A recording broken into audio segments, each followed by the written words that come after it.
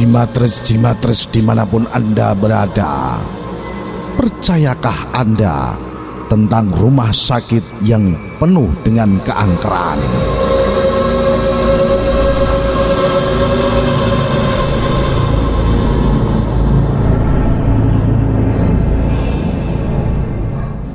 Ya, rumah sakit adalah sebuah tempat di mana orang-orang yang sakit dirawat untuk mendapatkan kesembuhan.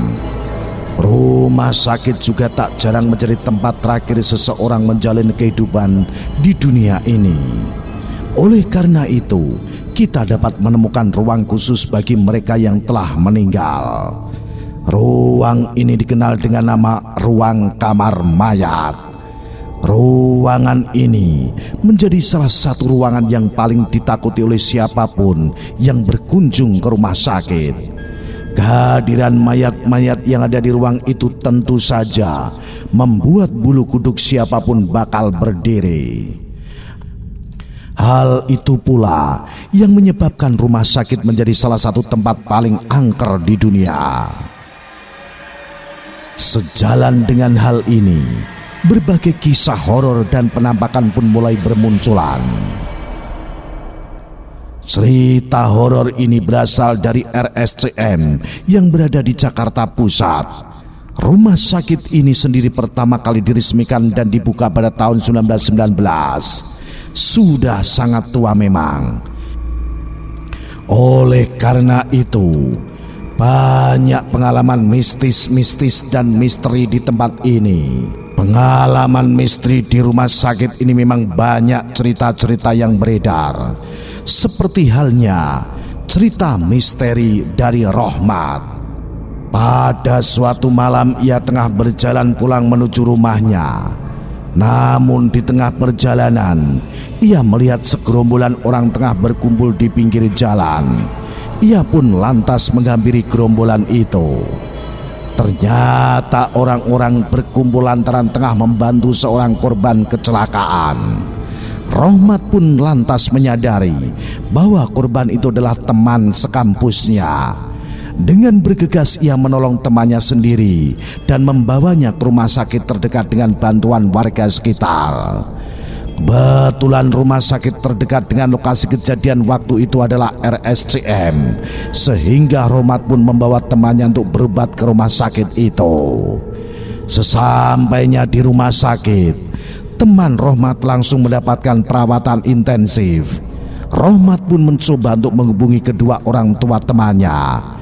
Namun ternyata kedua orang tua temannya itu tengah berada di luar kota dan baru bisa tiba di rumah sakit pada esok pagi.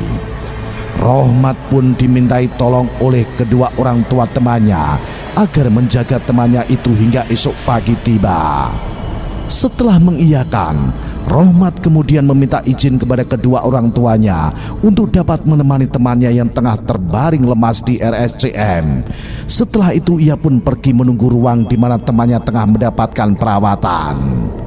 Waktu telah menunjukkan pukul 23.30 malam. Suasana rumah sakit pun begitu sepi. Rohmat yang sedari tadi berusaha untuk tidur tetap saja terjaga lantaran masih syok dengan kejadian yang dialami oleh temannya. Akhirnya ia pun memutuskan untuk membeli segelas kopi guna menghilangkan rasa bosan menunggu kantuk yang tak kunjung tiba. Ia kemudian bertanya lokasi kantin kepada seorang perawat yang kebetulan ditemui di salah satu lorong RSCM. Namun alih-alih mendapat petunjuk, Rohmat pun malah bingung karena penjelasan dari perawat yang sedikit tidak jelas. Akhirnya ia pun memutuskan untuk menggunakan instingnya demi mendapatkan segelas kopi. Nah, ketika tengah berjalan-jalan di lorong yang gelap, ia mencium aroma obat-obatan yang sangat menyengat. Selang beberapa menit ia pun mendengar suara aneh seperti orang yang tengah berbisik. Suara itu terdengar berasal dari lorong yang ada di depannya. Karena penasaran ia pun mendekati sumber suara. Anehnya, ketika Rohmat memasuki bangsal di mana sumber suara tersebut berasal, suara aneh itu malah menghilang. Rohmat pun melihat sekelilingnya dengan tampak sangat berantakan. Kemudian pandangan Rohmat diarahkan ke sebuah meja yang terletak di sudut ruangan. Saat itu memang kondisi bangsal sangat minim cahaya, sehingga ia harus sedikit memicingkan matanya guna mendapat penglihatan yang fokus.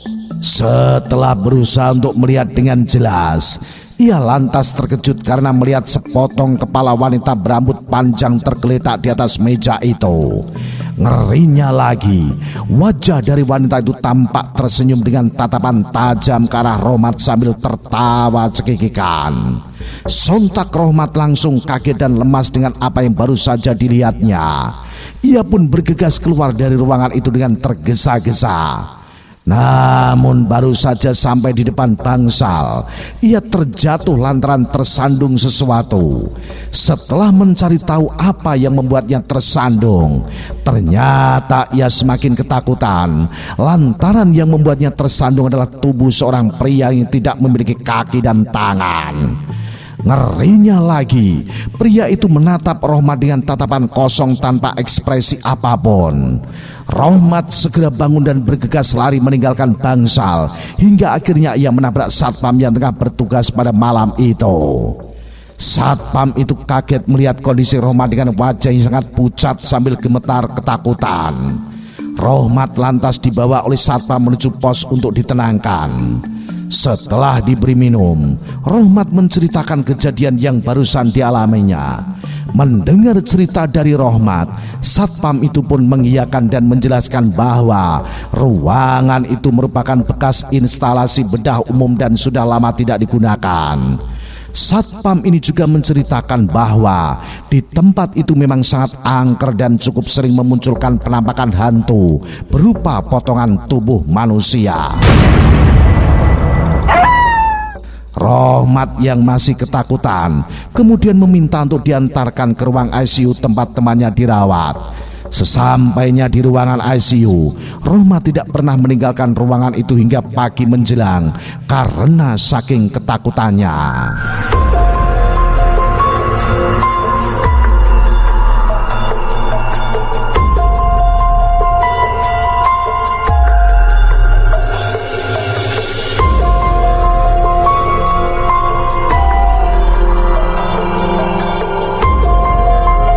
Sementara itu masih di kawasan rumah sakit. Inilah kisah horor nyata yang berasal dari Rumah Sakit Dharma Medika Tulungagung. Pada saat itu seorang wanita yang telah berusia 55 tahun bernama Aminah tengah dirawat di rumah sakit itu karena penyakit liver yang dideritanya. Dokter telah mendiagnosis bahwa umur Aminah tidak akan lama lagi dan meminta kepada pihak keluarga untuk dapat mengikhlaskannya. Pasalnya, mata dan kukunya sudah berwarna kuning. Terlebih sang nenek terhitung terlambat untuk dibawa ke rumah sakit. Meski demikian, pihak keluarga tetap berusaha dan berharap agar Aminah dapat kembali sehat sehingga memesan kamar kelas VIP agar dia mendapatkan perawatan secara intensif dan maksimal. Selama di rumah sakit, Aminah pun diperiksa oleh dokter dan perawat, mulai dari pagi, siang, dan sore hingga malam hari. Pada waktu-waktu biasa dokter akan ditemani perawat ketika akan memeriksa Aminah. Namun suatu ketika ada pemeriksaan yang dilakukan pukul 2 dini hari. Aminah diperiksa oleh seorang perawat yang sudah cukup tua, seumuran dengan Aminah.